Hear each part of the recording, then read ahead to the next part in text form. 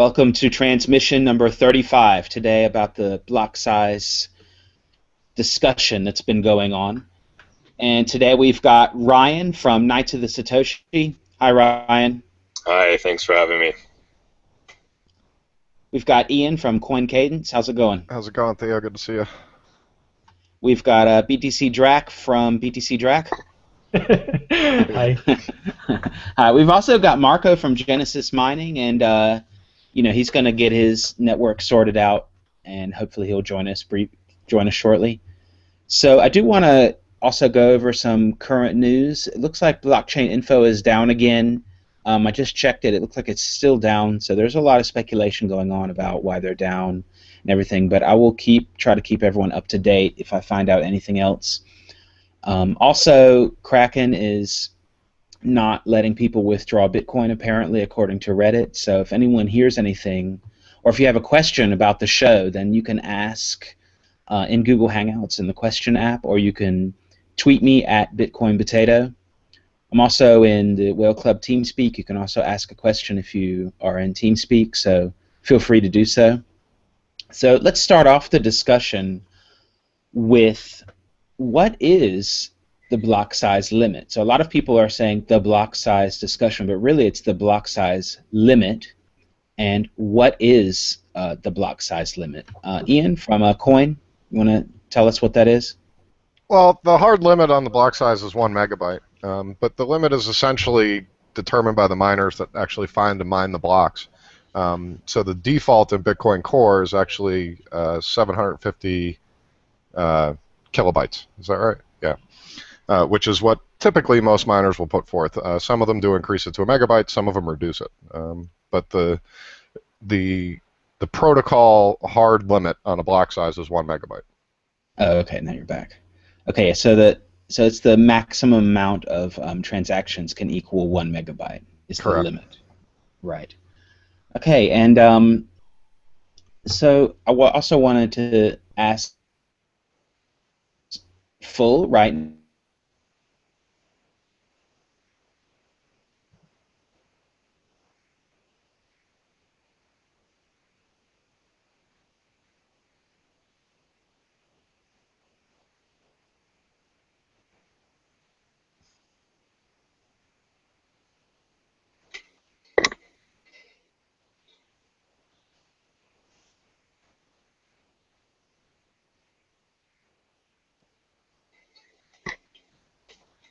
Seems like Theo went on freeze there. Yeah. What do we do? We've lost our host.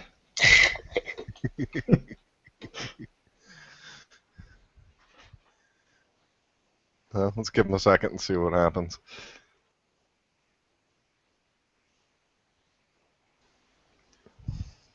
This is where we're supposed to cut to the adverts, isn't it? Yeah. Everybody mine on P2 pool.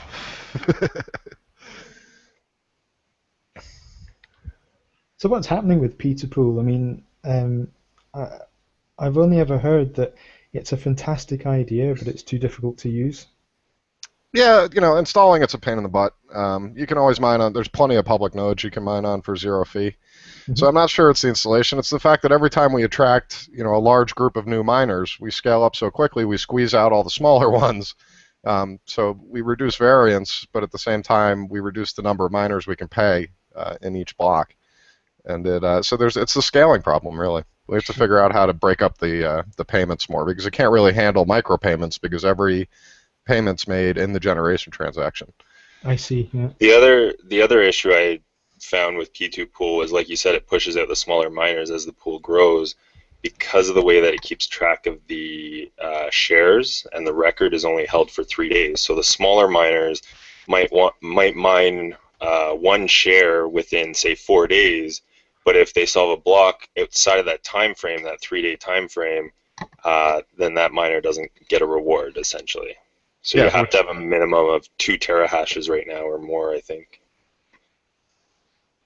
Yeah, that's probably about right. Maybe a terahash. But yeah, it's tough to keep a share on the chain for a smaller miner, and they'll miss the payouts. And we've been trying to come up a way to kind of create like a decentralized oracle that can manage micropayments for shares and hold them in a decentralized way and then pay them out when they reach a threshold. But we just haven't gotten there yet. So ultimately, kind of creating a gateway to P2 pool by mining on one.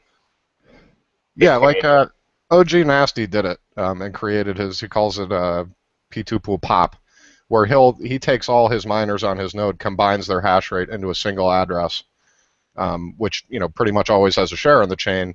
So that one address always gets paid, and then he divides it up on his server based on who put in what shares within his server. But the problem is it's a trusted solution, so you have to trust OG Nasty. Yeah, it's centralized. And he's trustworthy and everything. On top of a decentralized pool. Right. So the trick is to come up with a way to do it and trustless and decentralized, and it's challenging. Yeah.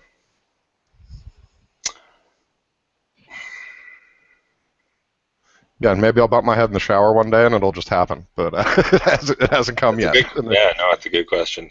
There's a lot of smarter folks than me that have thought about it. Yeah. Have you thought about writing about the problem to the Bitcoin development mailing list? I have, actually. I've spoken to Gavin about it. I've spoken to Andreas about it. I've actually spoken to Peter Todd about it. Mm-hmm. One of the guys who worked on the Litecoin project, who now works for, who's the guy who developed Litecoin? Charlie or? Yeah, Charlie Lee. Yeah, Charlie Lee. He works for Charlie Lee. He's a developer, and he's like, look, I can rewrite it in C. We can improve its efficiency. But solving that problem of the micro payouts for the smaller miners is just something he hasn't been able to wrap his head around yet. Mm. Yeah, I'm just thinking maybe if you were to write the problem up to the mailing list, then it would get a wider peer audience. Yeah, that's a good idea. I actually haven't sent it to the mailing list. I was talking about it with them on IRC. The kings of the whole micropayments thing now are these two new guys, Rusty and I forget the other chap. The Lightning Network inventors. Mm-hmm. So. Yeah, and the Lightning Network may be a solution. It's really coming up with a trustless oracle to kind of hold the funds that's unhackable, that has that manages the private keys for those funds to distribute them. So if we have to keep it trustless for it to be successful, that's our biggest marketing angle. So you don't have to trust anybody. Sure. Okay, Theo. Hey guys, I'm back. All right. Hello again. I don't know why my internet died right when I started to speak. So, where are we? We were sidetracked with P2 pool, so dive right back in. Okay, no, that's cool. P2 pool is a really cool thing, and that is definitely related. So, the blocks are not full of transactions as we speak. As a matter of fact, some blocks have one transaction, no transactions, or very few. Why is that? It's up to the miner that mines the block to include whatever transactions they want to include. And again, that's why most of the blocks you see aren't bigger than 750K, because that's the default. So like for example, on my node on P2 pool, we actually limit it to 500K, and we can still squeeze 1,000 transactions in there. It just makes the server run more efficiently and the block propagate faster, actually. So there's a financial incentive to actually produce smaller blocks. But again, that goes against the kind of the whole principle of Bitcoin of allowing these transactions to happen, so you have to include them. But I think also, I mean, it's not like there's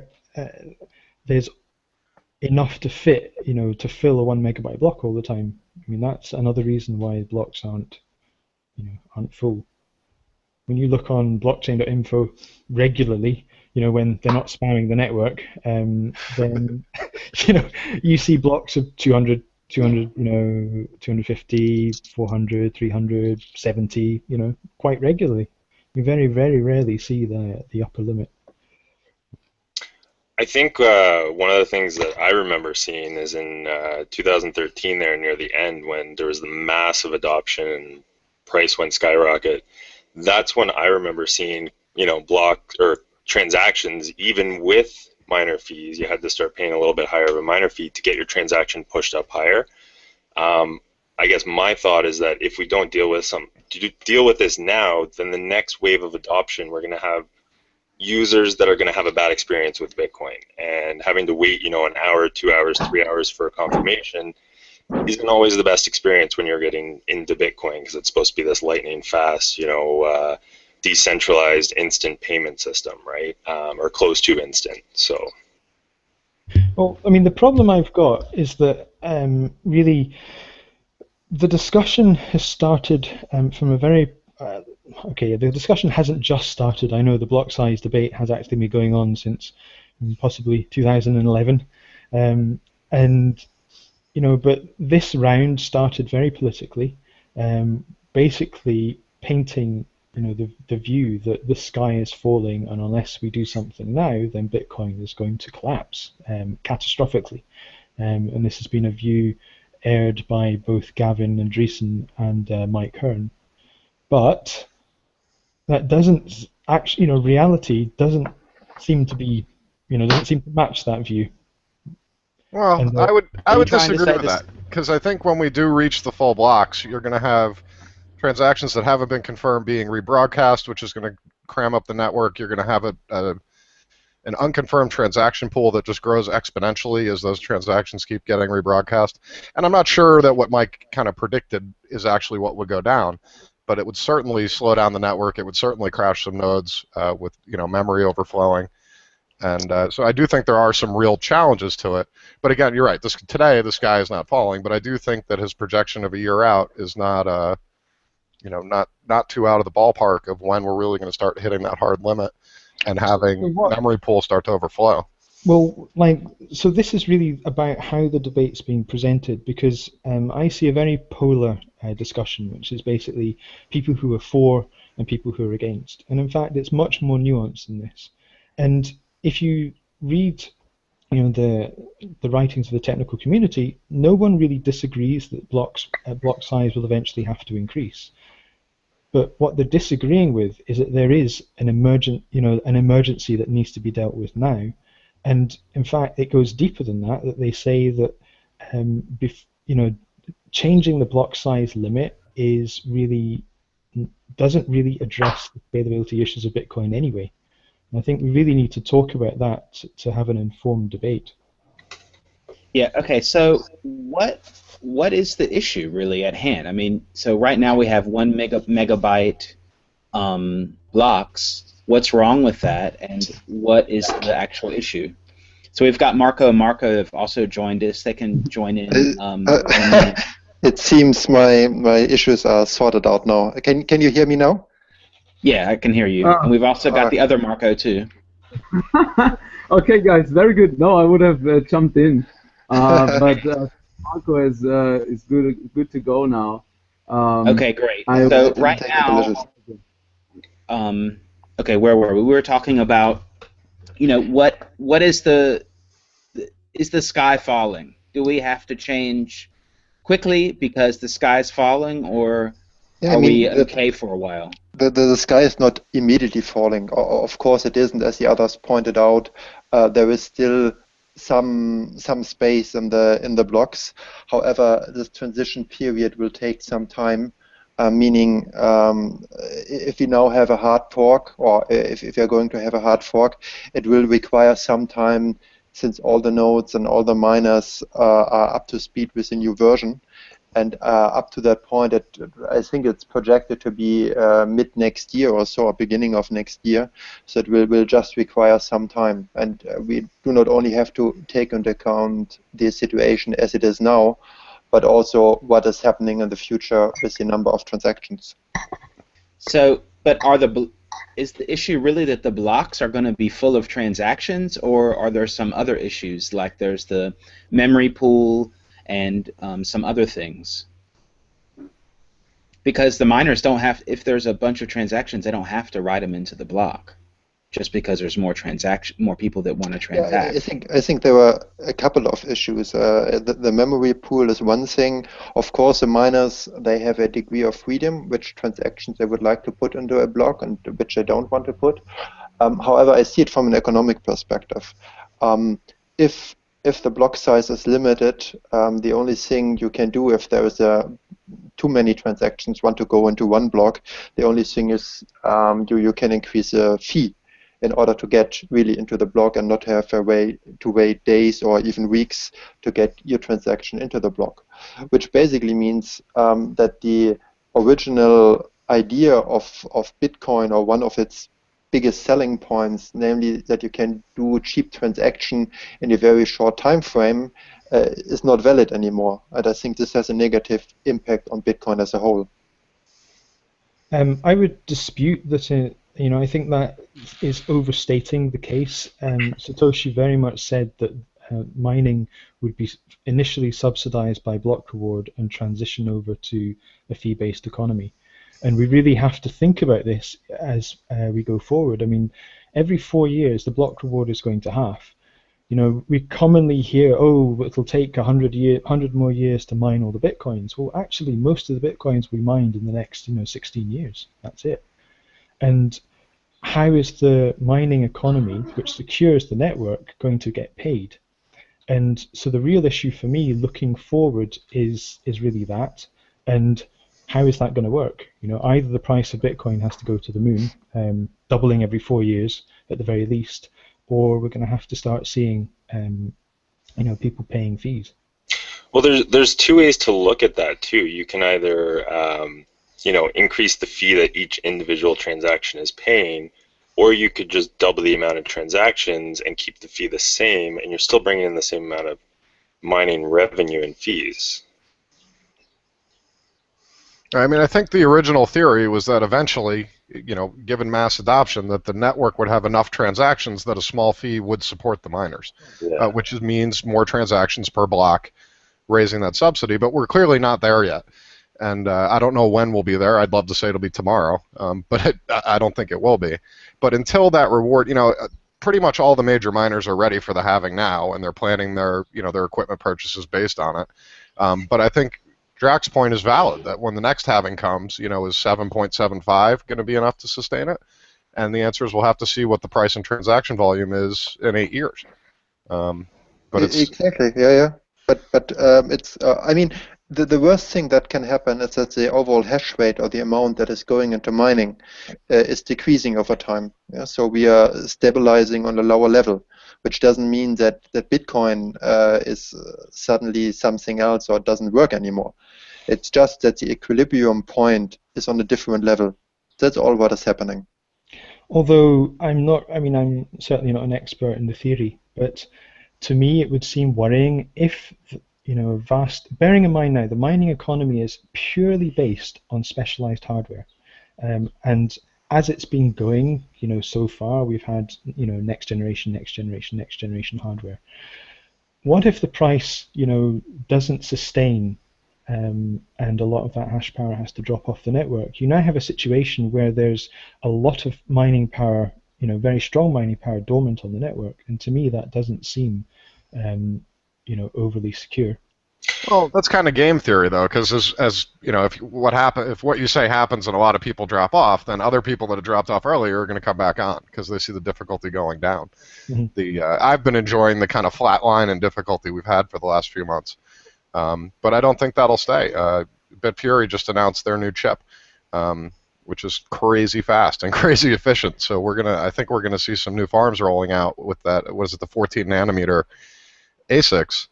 That are going to start jacking the hash rate up again. And you're right. I think it ultimately will become centralized. So the next big issue really is that, I mean, I don't really want to hurt anyone's sensibilities, but certainly Bitcoin, the discussion has been rather fanatical on Reddit, to say the very least.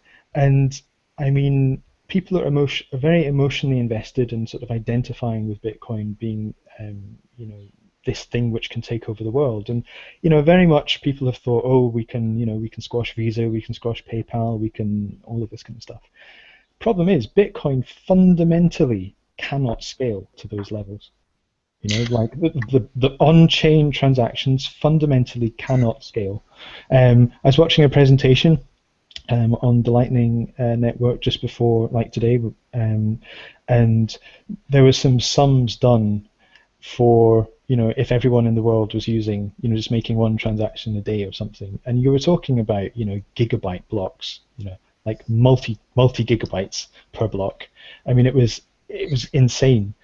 So, and there's an awful lot of economics. The miners here will know that there are a lot of things change as you increase the size of blocks. So, for example, the larger the blocks, the more transactions, meaning the more latency there is in distributing, in broadcasting blocks. When a miner, if I find a block and I broadcast a 20 megabyte block, now every other miner has to validate the transactions in that block before they can start working on their new block. But I've got a situation where I already know the transactions are valid because I found the block, you see, so I've got a head start. Yeah. So there's a whole bunch of, but my point is there are a whole bunch of incentives that start to change, and I think fundamentally people are missing the issue that regardless of the block size, regardless of whether it's 1 megabyte, 20 megabytes, even a gigabyte, Bitcoin cannot scale to the levels that, kind of popularists, want, and that we really need other solutions. And that's really where things like Lightning Network and micropayment channels are, I think, going to provide the innovation. I completely agree with you there, but I'd also argue that we're a long way off from the point of Bitcoin itself not being able to handle to scale to those transactions. I mean, you're talking about global adoption, which would be great, and by that time we're definitely going to need several Lightning networks and a lot of off-chain transactions. But today, that's a long way in the future, and to be candid, the Lightning Network is still, it's vaporware. It doesn't exist. It's not an actual solution today that'll help us grow the network. So I guess I just want to bring up as well the whole block size increase with regards to throwing out 20 megabyte blocks into the network. It's definitely something that a miner could do, but they're also risking losing that reward by that block not propagating faster than somebody else's block that has the same reward and is a smaller size. So to do that is detrimental to the miner as well. I don't see that miners are going to start pumping out 20 megabyte blocks right away if the limits increase to that. The other thing is the system or the network can self-regulate by decreasing that limit automatically in the Bitcoin core config file, as Coin mentioned. So if there is a problem there, then majority or largest pools and exchanges could also go into their Bitcoin config file and reduce that to a block size that's going to be manageable. So the network can kind of combat that, in my opinion. So I don't know if we're going to have that big of an issue. I think we're looking at the worst case scenario, and that's what everyone keeps looking at, is if every single block was 20 megabytes all the time, every day, could somebody in Africa download it? And that's one of the bigger issues as well, right, to keep it decentralized.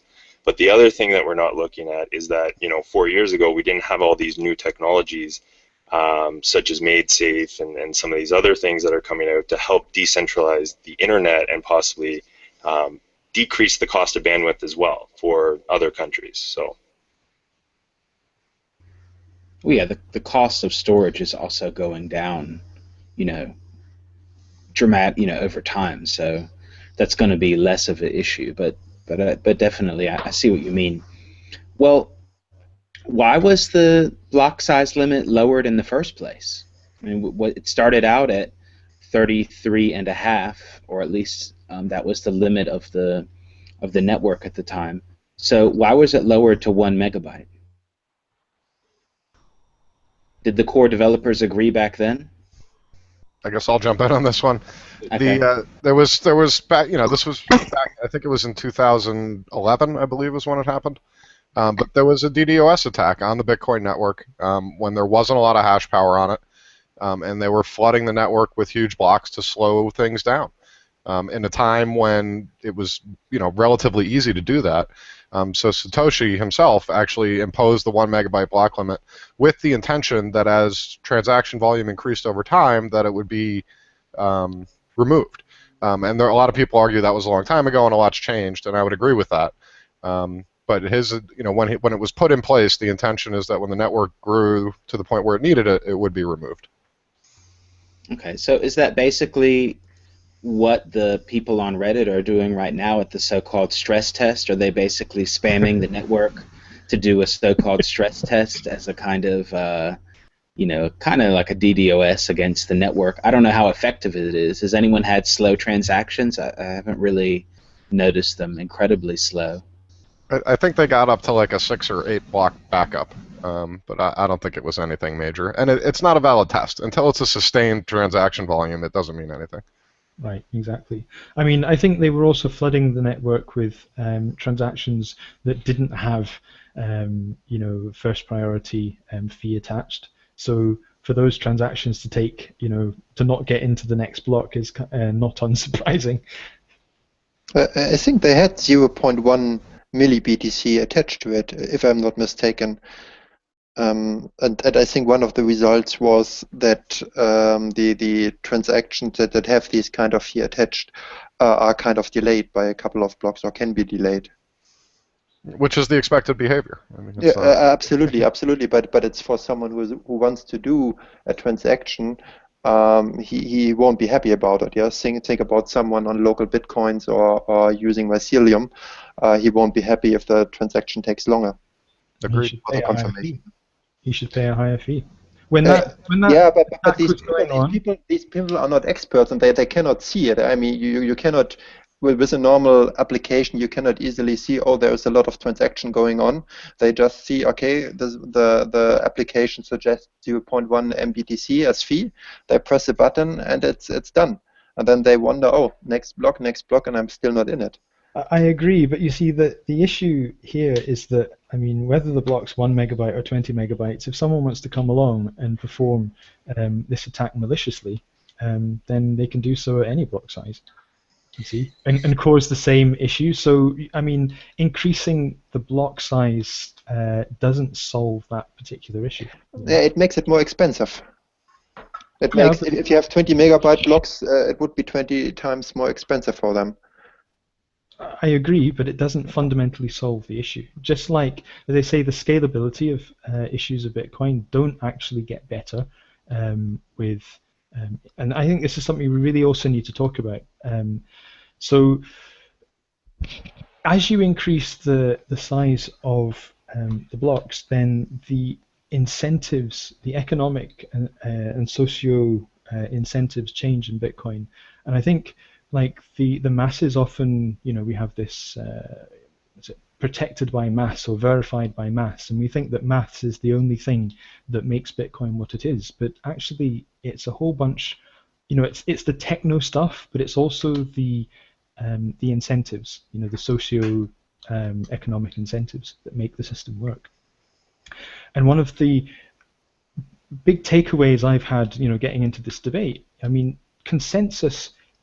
decentralized consensus is expensive and inefficient. There is no known way other than the way Bitcoin does it to get decentralized consensus.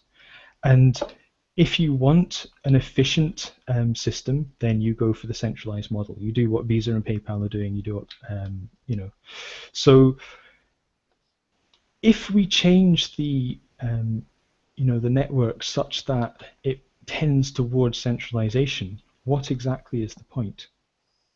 Because if we increase block size, it means that not everyone can be a full node, which means that we then have to start trusting others. The view of the blockchain, rather than validating it ourselves with our own full node, we have to trust others. Then those who can participate in mining will, it will change, because the equipment and bandwidth and everything that's necessary to participate in mining, that will also change. And once you start getting a centralized mining situation, then you've got things that the government can go after and control, you see. So you start to lose all of the decentralization that we're paying for. Bitcoin is slow and inefficient and expensive. Like, we think it's cheap because, it only costs 0.001 of a Bitcoin in fees, but actually the cost of that transaction is subsidized. I mean, it's something like $30 or $40 per transaction is actually what the network is being subsidized to. But we pay that as a cost to get decentralization, So that's something that we really need to be looking at. Do we want to change Bitcoin to be a centralized system, or do we want the decentralization? That's really a question that the community I has to think ask themselves. it's not black and white like that. Yeah, it's not like if we increase the block size to 10 megabytes or to 20 megabytes, that all the nodes will drop out. What we have seen in the past, namely that the number of full nodes, for example, decreased over time, had many other reasons, including, for example, the BTC price, that the overall amount of disk space increased, or whatever. I mean, right now it's not that expensive to run a full node, and I think 2 years from now on, even if you use 20 megabytes and the transaction size will, let's say, increase by a factor of 3 or 4, it's still possible to run a full node if you're interested, and let's say the overall cost will not change that much. But what we have certainly is a concentration in mining anyway, yeah, whether we like it or not, but there are, let's say there are 10 big players that control, like, let's say 90% or above 90% of all the mining. So this type of concentration is happening anyway.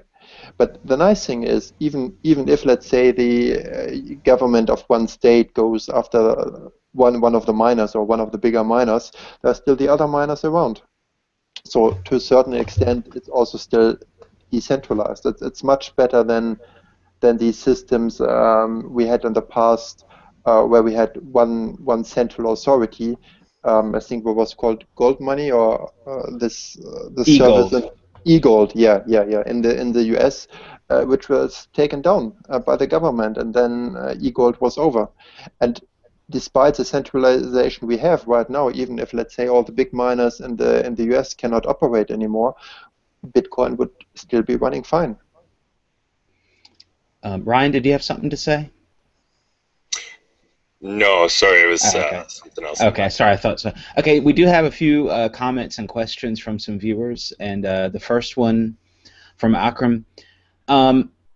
What can non-tech people in the space do to contribute to this debate apart from keeping out of it? And where can people find info in layman's language? Let's Talk Bitcoin had a good podcast with Peter Todd. Yeah, I think that's also a big issue. I mean, I'm doing my best to try to you know, put it in layman's terms, but it gets into nerd and geek world pretty quickly, where, you know, it's hard for I guess you could call it non-tech people to contribute. But I think that you know, there's the basic questions of what Drak was saying. Anyone can get that's into Bitcoin. You know, do centralization versus decentralization, and then, you know, decentralization means that it's going to be a little bit slower, a little bit less efficient than a centralized model, which is you know, faster, but it's not as sturdy. It can break easier theoretically. So that's a kind of balance. Is anyone else? Yeah, what do you think? It's not that it can break. It's that if your money's, you know, in a bank or in PayPal, then, you know, it can be seized by government. Like of course. You don't have custody, and I think what Bitcoin gives you is custody over your own funds. Yeah, definitely. Of course, you know, the government cannot take your private key unless you give it to them. So that's definitely a major point. We also have someone says an attack on the 20 megabyte blockchain would cost around $400 per block, 10 minutes, 1 cent as fee. This is about $57,600 a day. Contrast this with $2,600 a day. Well, I guess that's theoretical. What do you guys think about that? I don't think. I mean, it's yes. Is it possible? Absolutely. Is anybody going to actually do it? You know, I just don't see it happening.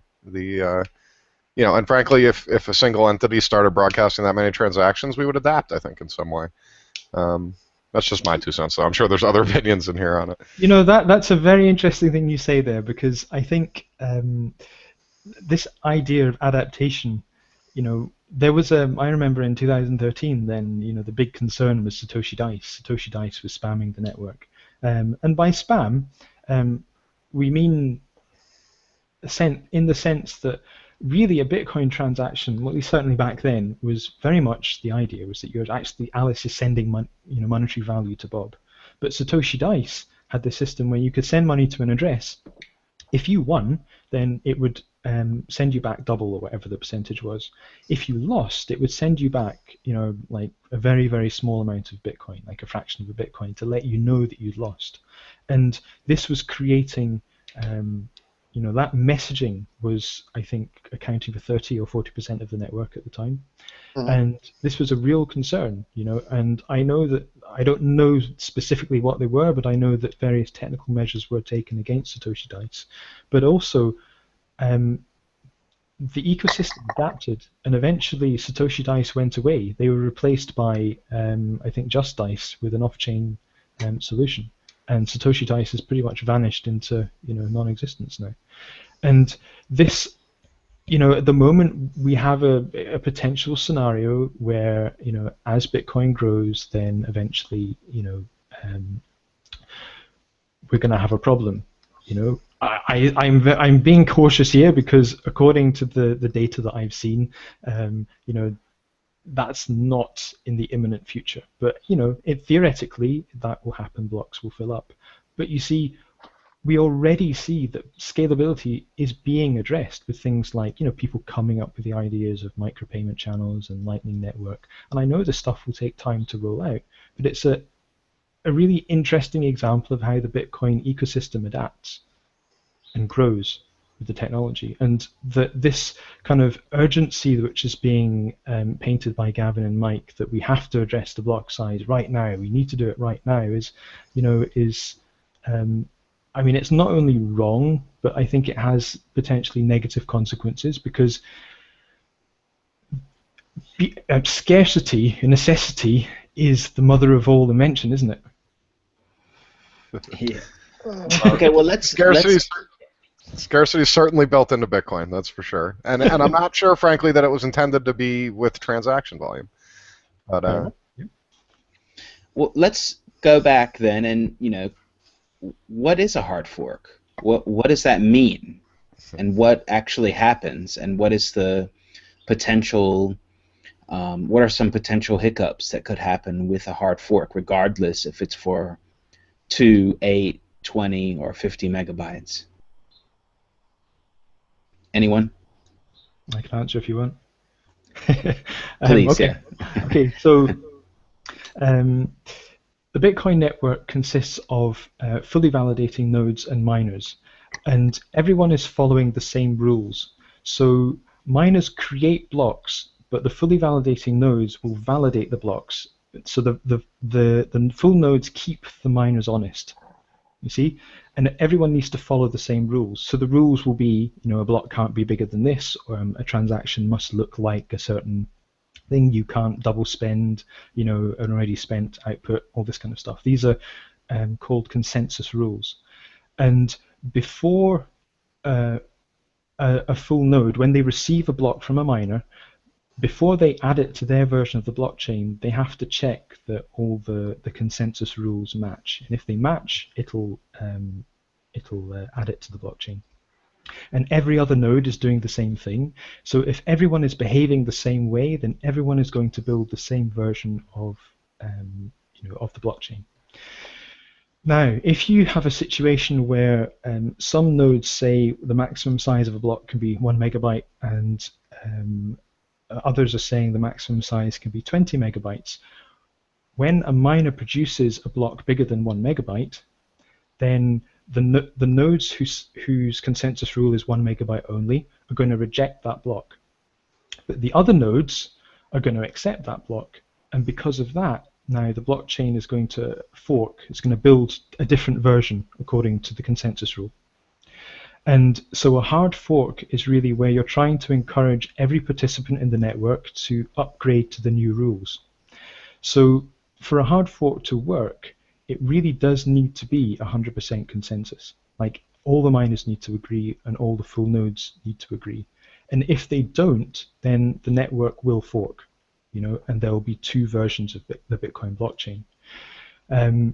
In reality, you never get 100% consensus, of course, but if it's the majority, and I don't mean 51% majority, I mean 99 point something, then it doesn't really matter. You lose a little bit of hash power, a few people go on the wrong fork, doesn't matter. So a hard fork is a difficult thing to achieve in the sense that, you know, it does require majority consensus. And it's not like, you know, most software that we have these days, you know, it just updates itself. Of course, Bitcoin, part of its security model is that it doesn't self-update.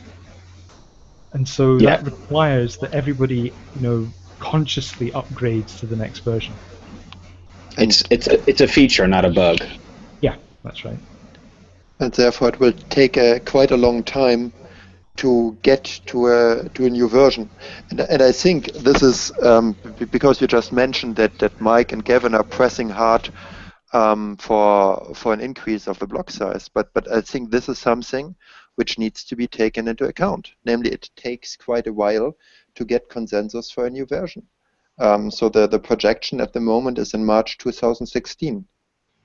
I have a question. And then the blocks, if let's say, assuming the transaction volume will increase like it has increased before, then transaction blocks will be really, really full.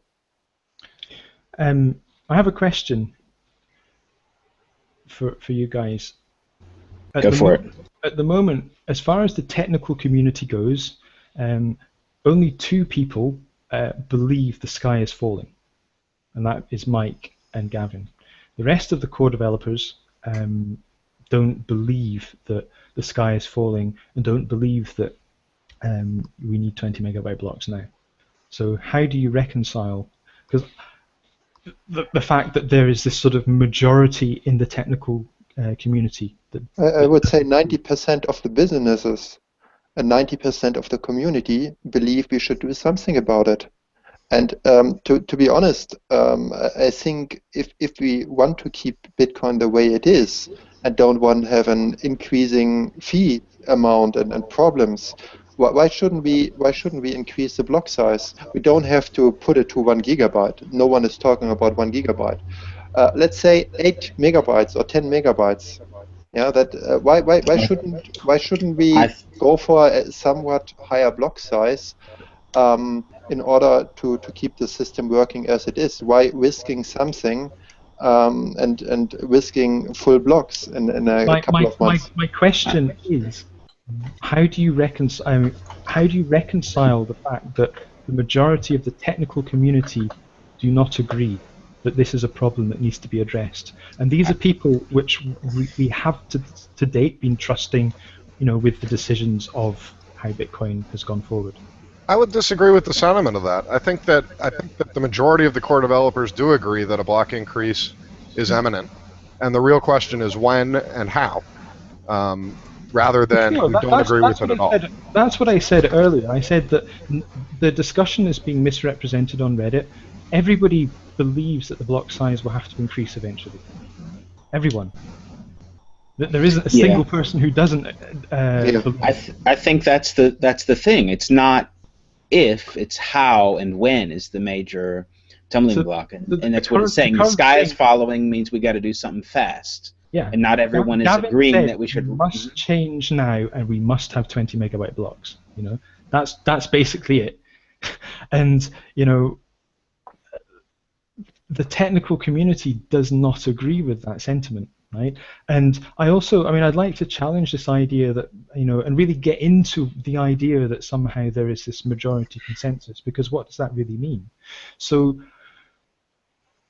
like, I agree the block size should probably increase. I mean, I'm not one of the technical peers, but I mean, I agree the block size should increase at some point. I don't agree it should increase now. I trust the judgment of the majority of the core developers, but the way that things are being presented. So, I think here's where we really need to get into the politics of this. Gavin came along and he did something different to the way, you know, consensus is normally built. Normally, you go to you have a proposal, you go to the technical community, you try to achieve consensus through the technical community, if it's a hard fork, and then technical community presents to the wider community, look, these are the issues, and this is why we think a hard fork would be the best thing, and you know, we're in agreement. Are you guys in agreement? Gavin, on the other hand, has gone the political route, and he's written these very kind of, I have to say, tabloidy-like articles, which have stirred up a whole bunch of sentiment, have hand-waved statistics and and concepts, and hand-waved away technical arguments. One of the posts was simply, oh well, we can't predict the future, so let's stop talking about it and just do this. Like, coming from a technical person, that seems really strange. And the effect of this has been to kind of rally and stir the community up with all this emotion and polarity that's going on. And at the end of the day, it's kind of doesn't really matter, because the discussion is happening on a political level, not a technical level, you see. It just seems completely on top of its head. And then Gavin comes out with his coup. He writes to the mailing list, he wrote a couple of weeks ago saying, so we need to move forward with this. If we can't get consensus here, basically I'm going to release a fork. And I'll put my tinfoil, in fact I'll take my tinfoil off. We know that Gavin was planning a fork from at least last year because of the emails that were leaked from Mike Hearn to Satoshi. I don't know if you saw on my Twitter feed, I posted a link to that. So I start to kind of wonder about the motivations and methodology of how this has gone about. I don't know. But this topic, look, this topic is a very old one, as others have pointed out. So the discussion about the increase of the block size has been for 2 or 3 years at least. And it becomes more and more important over time. So you're seeing that this train is going to have problems or to crash even. What do you do about it? And then you see that some, if you want to put it this way, you could also argue, well, maybe some of these core developers don't have an interest in increasing the block size because they're involved in other projects. I don't know, but it's also something. I wouldn't put it this way or that way. But what do you do if you get from the other side that's we should increase it, but I don't want to make a real suggestion. You have to bring something forward. And Gavin is not fixed to 20 megabytes. Yeah, when someone said, okay, maybe 20 megabytes is too much, then Gavin said, okay, why not increase it by 8 or 10? Would that be sufficient for you? Would this work for you? So I think Gavin is kind of flexible in discussing these things. What really matters, or what is really important here, is that from all the core developers, there comes something which is more than, I don't know, we need to increase it, but I don't want to bring it forward now. It's not important. Or maybe they believe that the economy is needed to increase the fee size. You need some flexibility from both sides. If just saying, yes, we need to increase it, but the when and how, I'm not proposing anything, is not going to help it either. So I think it's right from Gavin to bring forward a suggestion. And this has been discussed for years. It's not right for Gavin to take the political route. He is he's a very intelligent and experienced technician. He understands the technology. It's just not the way you go about this kind of thing. But then where's the proposals from all the other core developers how to change things? Where are they? I didn't see anything. Look, it's like this. If you want to, if a government wants to promote, a statist agenda, what are the things they pull out? They say the sky is falling because terrorism, because child pornography, right? Because drugs, and they paint this frame of fear that the population just blindly go, okay, well we obviously need these things. Gavin has come along and he's painted a frame which is not true.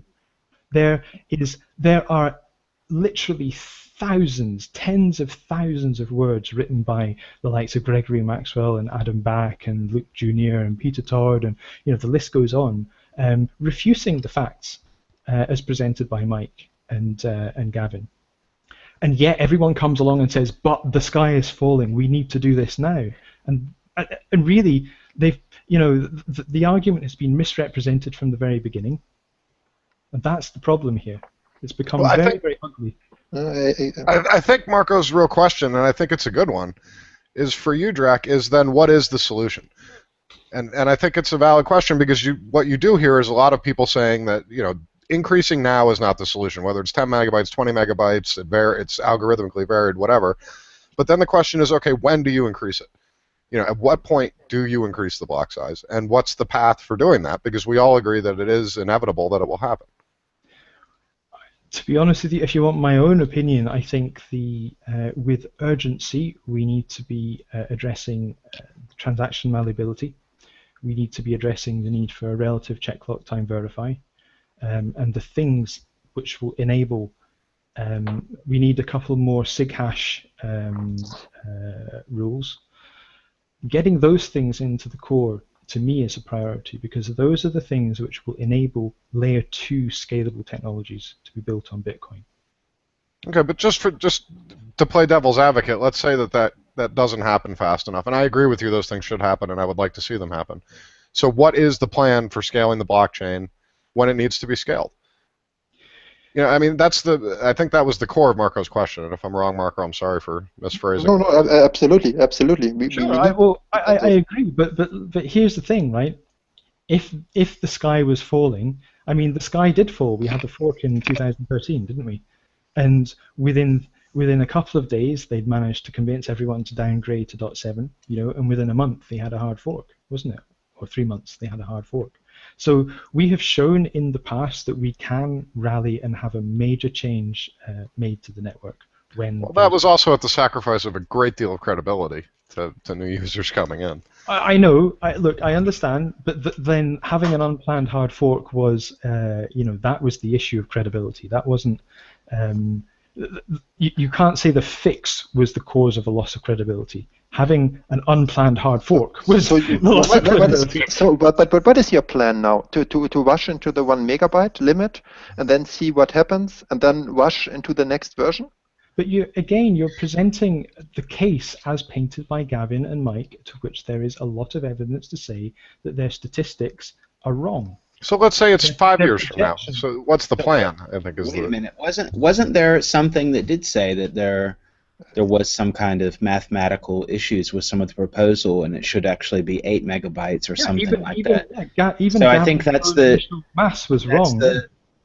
I mean, I don't have a proposal either, but I think that's the thing. Why are we running into it when there's already more than one example of a possible Pandora's box being opened of other issues? It's kind of like when you throw a rock into the pond and it makes waves. It could cause other issues that we're not sure about, and so there needs to be enough time to discuss it and go over it, all the technicals and non-technicals, etc., with everyone.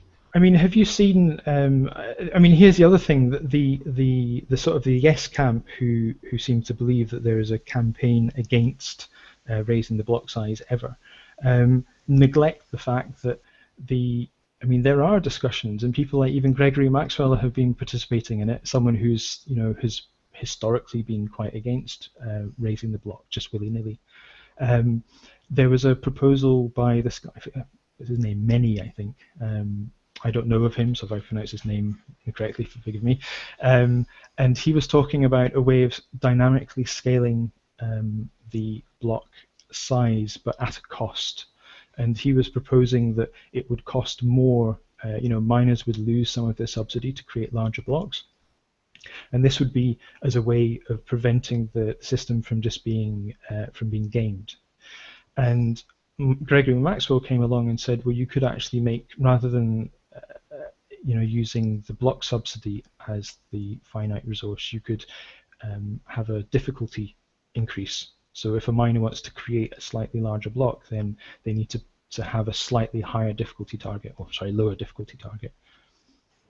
Yeah, it was I read the solution actually, and I found it very complicated, and I feel like simple is better in the Bitcoin world. And I may be wrong. Greg Maxwell's a brilliant guy, but to me it just seemed overly complicated, and added another huge layer of calculations and math for miners as well as people trying to figure out kind of how Bitcoin works. And for people who say that there is this sort of massive kind of consensus. So there's been talk of this kind of like, on Reddit of, well, fuck everybody, let's just fork the network to 20 megabytes and drag everyone along with us, right? Now, this is completely crazy and ridiculous because, but rather than get into that, even miners from China have come along and said, like F2 Pool, which is I think 21% of the hash rate, came along and said, you know what, we would support a block increase, but 20 megabytes is way too much, and they explained a whole bunch of economic and technical factors why that would hurt them as Chinese miners. Gavin's response, or is it Mike's response, was to be kind of rude to these people and suggest that, well, if they can't, afford to pay for better bandwidth, then, they bugger them. They account for more than 50% of the hash power. This is how ridiculous the argument has got. It's gone away from science, and into politics. Now, the support that I see, people will support an increase if it comes from Bitcoin Core, and I think that's just they are the official project and the world will follow them. It's not a case of just miners saying, oh, we'll upgrade. I mean, exchanges have to upgrade. Exchanges arguably have more power than anyone because they're the exit point. Miners want to get paid. But I think they better understand the economics behind Bitcoin, and they have any interest. I think most of the companies, they see the value in Bitcoin as a very cheap way to do transactions, and they see the risk. And this is kind of obvious that if we are running into 1 megabyte, which we eventually or hopefully will, that the transaction fees will increase. That's more or less a no-brainer. So if Bitcoin becomes more and more accepted by people and more transactions happen in the network, then there will be a competition for the fee, and the fee size will increase. And this is kind of one of the major selling points, that you can do transactions for a few cents, which is then not true anymore. So I'm not surprised to see that most of the people in the community and most of the people or most of the companies, they favor rather soon an increase of the block size. Again, if we want to have a smooth transition from one version to the other, it will take a couple of months. And in a couple of months, we run against, if everything goes well, we run into the 1 megabyte limit. And I don't see any problem. Let's say we increase it to 4 megabytes. Nothing bad will happen, but it gives us a lot more room. And I can clearly see from Mike and from Gavin that there is some flexibility. 20 megabytes is not set in stone. They certainly showed that they would be fine with 8 megabytes or 10 megabytes as long as they have some more room going forward. But something should, and this is my opinion as well, something should be done now about it. And I'm not sure everyone understands, because right now it's working very well, but going forward, that this kind of things will cause a lot of frustration and a lot of problems for people that wonder why their transactions are not confirmed. Yeah, I think this is all revolving around the presupposition that if we get to a point where there is a problem, that developers wouldn't address it, and address it in time. And like I said, we have seen that it is possible in an emergency to roll out very rapid change, and that's a fact. And it's also a fact that the developers, clearly, if you look at the history of the major contributors to Bitcoin Core, they all have contributed a long time. They're very skilled at what they do, and they definitely care about the technology. About the technology, but not necessarily about the economics. And they might have economically different interests. So I ask you, would you agree if we increase in the next version the block size to 4 megabytes? Would that be an acceptable solution for you? Not in the next version, no, definitely not. And what is the problem with 4 megabyte blocks? where does the number come from? The statistics that Gavin and Mike have given are wrong. They're No, proven let's not talk about Gavin and Mike. No. 1 MB blocks is an arbitrary number anyways. So why not 4 MB blocks? What is the problem with 4 MB blocks from your point of view? What is the problem with keeping 1 MB blocks for the time being? I told you. The sky isn't falling. What they said is wrong. So, BitcoinDrak, I think one of the things that Marco was mentioning, it was something that I was definitely thinking, is that over time, if we hit that 1 MB block limit, and we're hitting that every single time, then the only way that somebody's transaction is going to manage to get through is if they increase their transaction fee. Mm-hmm. If we get to a point where we have such a backlog that it's going to take 2 days for my transaction to go through, otherwise I got to pay a $25 fee. Now we're just back to the regular banking system. And that's one of the reasons that I got into Bitcoin and dealing internationally overseas. I can buy my mining hardware using Bitcoin for, cost of 5 cents. And being in Canada, that saves me having to convert from Canadian dollars to US dollars, where I transfer money over. So if all those benefits are then taken away just because, I've got to spend a higher transaction fee to get that efficiency, and those, the whole benefit of Bitcoin is kind of thrown out the window, in my opinion. And I think that's what Marco was trying to say, is that if we don't do something now, then we're going to lose a lot of new people coming into the space because of the fact that they're not going to see the benefits of Bitcoin, because there won't be at that point. Okay, so do you see, my original point was that what's happened here is they've painted a frame, and everyone is talking about that frame. And that frame is, if we don't do something now, Bitcoin is going to be all those things that you just described, which is terrible. And I agree, it's terrible. But the point is that that isn't the case. And the overwhelming technical majority at the moment does not believe that that is the imminent case. Well, so they all do. They just disagree on when, right? The when, exactly. The when, exactly. Yeah, well, when is pretty important. What are the dangers of? I don't think anyone disagrees that it should be bigger. It's just when and how much. So what? Yeah, why 4? Why not 4.2 or 8. Or algorithmically. Or algorithmically, or I don't know what. There's a lot of possibilities. So what are the dangers of just saying, okay, next version, 4 MB, let's do it? What's the risk? Because I think a lot of people that aren't technical don't get, why can't you just, you just make it 4 in the new whatever, the new program or whatever, and everyone downloads it and it works. Great. Well, before we answer that, I think it's really important to differentiate doing it in the next version versus scheduling it now for occurring next year, which is what the proposal is.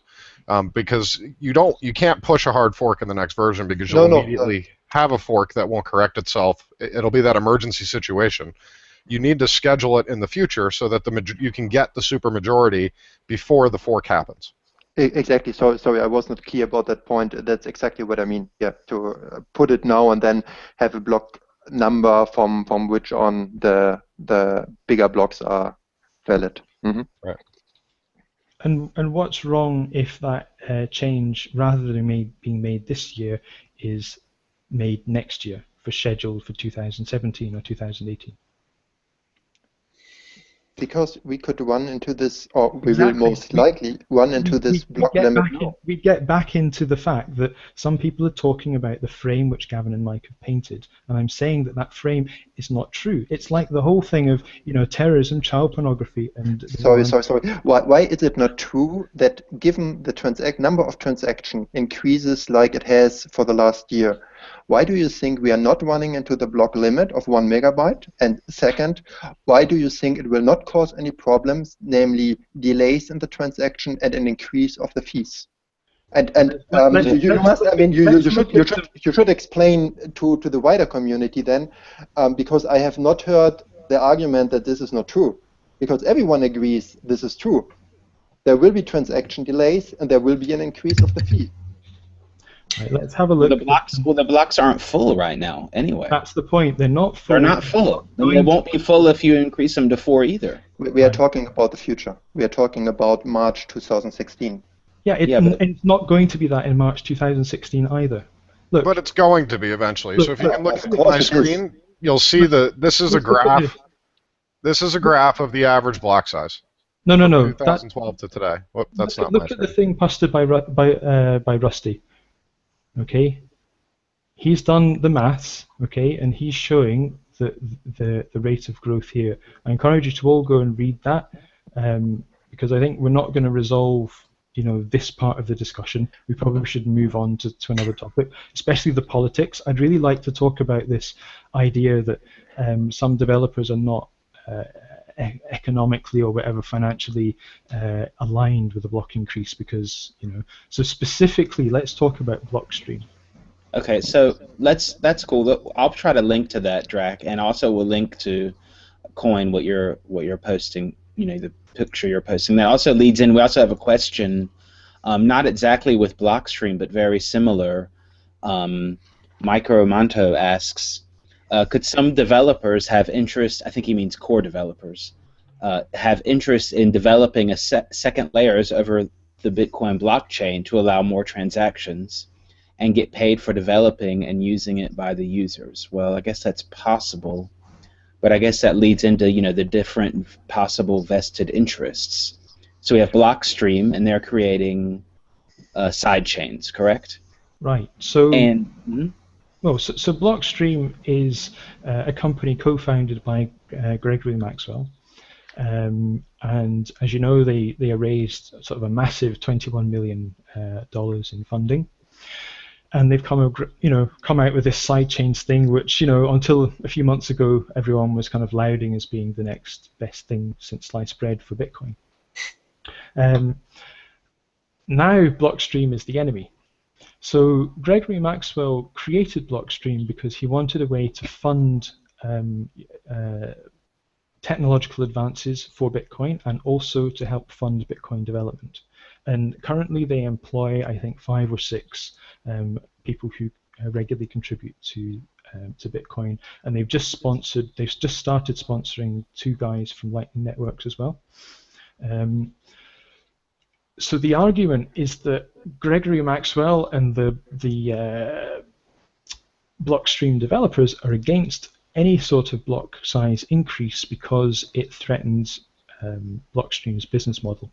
So this is false for 2 reasons. First of all, side chains do not help Bitcoin scalability. They also have the same issues, scalable issues, as Bitcoin. They are effectively a side chain. You can think of it like an altcoin without the altcoin. So it's a blockchain that doesn't mint its own coins, and you can transfer coins from the Bitcoin blockchain onto the side chain. So, like, it's quite an exciting technology, but it doesn't solve the scalability issues of Bitcoin. Now, the next thing is that the developers, like Gregory Maxwell and you know, Luke Jr. and Peter and all that, not Peter Todd, the French guy, Pierre, I think, then those guys have had the same opinion about block size since 2011. You can go and read their discussions on the mailing list, and, you know, on Bitcoin Talk. They've had the same belief back then. So why would suddenly Blockstream matter? You know, this is just clearly politics at work. Similarly, Peter Todd has been accused of, well, he's chief scientist for Viacoin, for which that's an altcoin I created. And so therefore, Peter Todd doesn't want to, you know, doesn't want Bitcoin to succeed. He wants an altcoin to succeed, or something ridiculous like this. And I've also been accused, I mean, I don't know why I matter because I'm nobody, but I've also been accused of being someone against it because altcoin, you know. And, I mean, all of these things are just completely ridiculous. It's ridiculous because the developers of Blockstream have had the same opinions, you know, long predating Blockstream. They're not even pushing block size increase for Lightning Network, which they sponsor, and that's something that Lightning Network says it will need eventually as well. They will need bigger blocks, you know. So they're not even using their influence on Bitcoin core development. You know, certainly haven't done to date. Peter Todd as well, contrary to what people are trying to say, he isn't an altcoin developer. He's an advisor and a consultant. And everything that I've paid Peter Todd to do has been as a Bitcoin developer. I fund his work for Bitcoin Core, and I don't dictate what he does. You know, he does what he thinks is, he contributes just like everyone else, and it's like that. It's non-political. So this is not, these arguments are just political rubbish, and clearly, if you look at it, it's rubbish. What? Okay, well, Ryan, what's the conspiracy then? So now Blockstream is evil, and altcoins are evil, and but who's good, and why are they against those things? Ryan, did you want to add something? Yeah, I just want to, my opinion on the subject, I guess, is that I think all solutions should be looked at, and I'm not saying one is right or wrong. I think, though, that we need to give people options, and having sidechains as an option is a great thing, but not being forced to use a sidechain because the Bitcoin transaction fees are so high, to me, that's not a good thing. And but I don't believe that that's even being proposed. Like, sidechains is just Gregory Maxwell invented, actually, on many of the things that people use these days and talk about and are developing, he was one of the either the inventor of, or discussions evolved around him. CoinJoin is one of those, for example. So I think two-way pegging was something that they talked about years ago, and so he created a company in order to help, improve the Bitcoin ecosystem, and two-way pegging turned into this thing called sidechains. It's not a solution for Bitcoin scalability. The solution for Bitcoin scalability seems to be the best contender so far is, in fact, Lightning Network. And Lightning Network can't work at the moment because Bitcoin Core doesn't support some of the features it needs,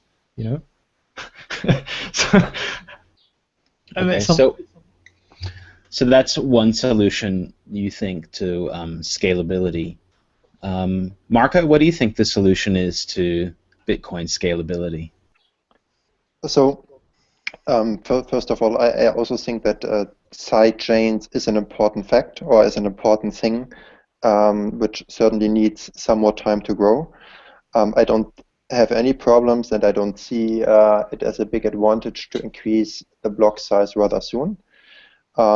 So whether it's 5 megabytes or 10 megabytes or 20 megabytes, so we can continue on the road we are on right now, where there is enough block space and we don't have to artificially increase the fees.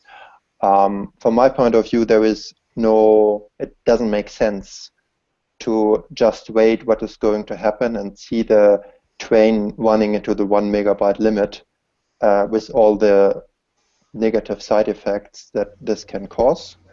So I think increasing the block size in one of the future versions, or becoming effective, let's say, beginning of next year, is a rather good thing. And I would appreciate if not only the community and the overwhelming majority of the businesses, but also the core developers agree at least on some solution which gives us more time for the alternative solutions like Blockstream or sidechains or so, which can at least help to reduce the load on the blockchain. What do you think, Coin? Well, my 2 cents, I guess. I'm in favor of an algorithmic update to the block size through a hard fork that's scheduled in advance. I don't know what that exact algorithm is, but something basically of 2 times the average transaction volume for the last N days or whatever. But I also do think that sidechains and the Lightning Network and basically every proposal that's put into the Bitcoin space is valid and should be explored. I'm not against sidechains in any way. And I think that Bitcoin is this wonderful melting pot of all of us who have different goals and different objectives and even different feelings about what it is. And I think that it should try to be as inclusive of all those people as it can be and continue to be functional. Yeah. So there are, there's side chains. What is that other thing? Payment channels. There's a lot of different innovations happening that are, enabling off-chain or off-Bitcoin blockchain transactions that are really interesting, and they're getting a lot better. What are you pulling up right now, Drak? A Lightning Network. Yeah, this is. I think this is something people should watch. It's a little bit geeky, but it's fascinating. It has a little slide about the. Yeah, here we are. Bitcoin can scale. So I found these slides fascinating here. We talk about 7 billion people making 2 blockchain transactions per day would require 24 gigabyte blocks, which would require a 50 megabit connection at the best case, and that's with miners connected by this IBLT. But if you were to do the same with with Lightning Network, you would need 133 megabyte blocks and basically get unlimited transaction count, and it would require just 3 megabits network connection.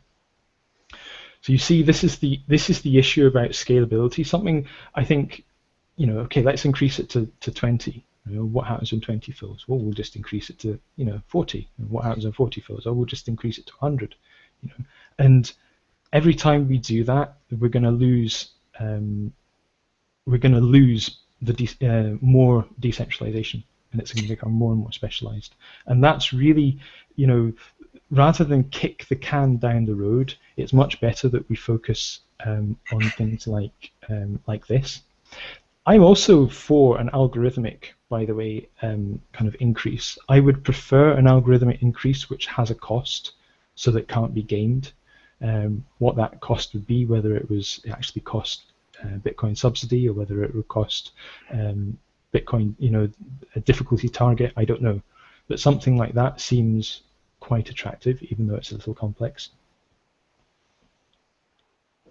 Okay, yeah, that sounds good. Ryan? So I guess, mentioning, you bring up some good points. But I guess what I'm seeing is that Gavin's trying to address this issue now so that we can roll this out in time for the 1 megabyte block size limit being hit. If we don't do it now, or we don't have some sort of fix to kind of give us that extra time to figure out all these other things like the Lightning Network and other things to get to that scale, 4, 5, 10 years down the road, if we don't do it now, then we could end up hurting the adoption rate of Bitcoin and ultimately the success of it.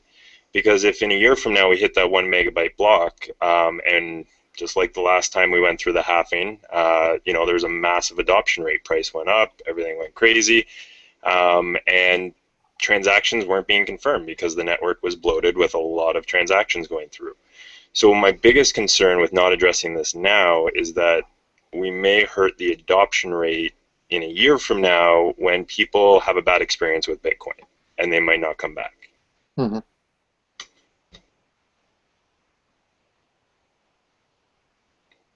Okay, yeah, sorry, I was just checking out the chat. We also do have another comment from Akron. He says that big thank you to all the panel for giving their time and expertise to help others understand the issues. I think I'll just wait for Losky to regulate the block size. Well, that's an idea. Just outsource this whole discussion. Forget all this, consensus, and forget all this, just do it now. Forget it. I'm going to fork this thing. You could just say, okay, let the regulators regulate, and then we don't have this discussion. But we wouldn't have Bitcoin then without all of these interesting discussions and Reddit freakouts either. That's all part of it. It looks like so. Can I cover one last? Yeah, sure. Sure. Kind of thought exercise. So, the idea of the community taking matters into their own hands and trying to fork the network over to Bitcoin XT, which is Gavin and Mike's fork. If everybody migrated over to Bitcoin XT, effectively orphaning Bitcoin Core developers, and Bitcoin Core was no longer a thing, fine. There wouldn't be a problem. But if you've got a situation where there was a political tug of war, and some miners decided that they were going to stick with Core, and some decided they were going with XT, if the ecosystem split like that, it would be catastrophic for everybody, because you're now talking about a network, a Bitcoin, which the general public don't understand. They don't understand a fork, They don't understand why when they've sent a transaction that it didn't appear, or someone sent the money and it didn't arrive. The lack of the resulting kind of lack of confidence in Bitcoin would be catastrophic to both chains. Effectively, Gavin coin and Bitcoin would suffer terribly.